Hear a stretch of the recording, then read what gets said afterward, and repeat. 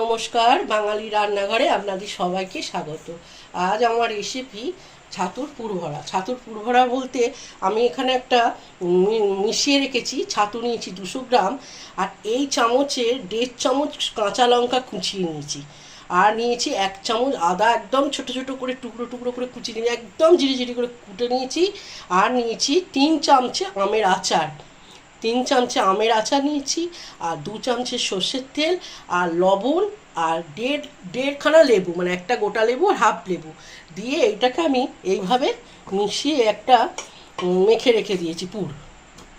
আর সামান্য লাস্টে সামান্য জল দিয়ে, মানে অল্প অল্প জল দিয়েছি যাতে পুরটা ঠিক থাকে।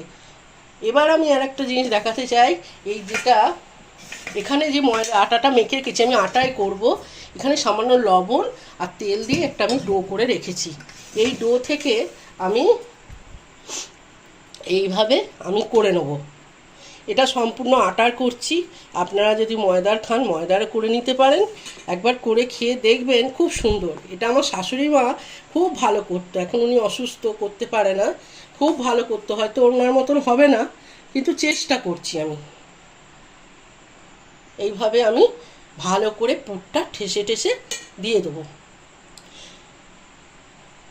দিয়ে মুখটা বন্ধ করব করে একটা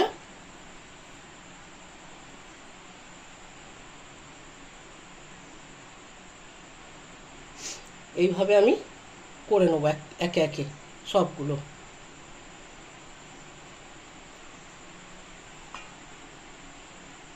এরমভাবে আমি করে নিচ্ছি। ছাতুর পুরভরাগুলো এইভাবে আমি বেলে নেবো আটা দিয়ে, সামান্য সামান্য আটা দিয়ে বেলে নেব। এইভাবে বেলে নিয়েছি, নিয়ে আমি এখন পরোটাগুলো সেঁকে নেবো এক এক করে।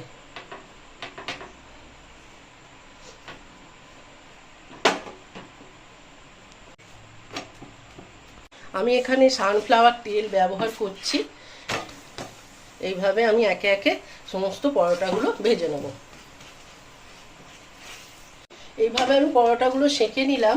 একবার এটা আপনারা এই রেসিপিটা রান্না করে খাবেন, দেখবেন খুব ভালো লাগে। পায়েস বা আপনার চাটনি, যে কোনো টমেটোর চাটনি বা মিষ্টি চাটনির সাথে খুব ভালো লাগে।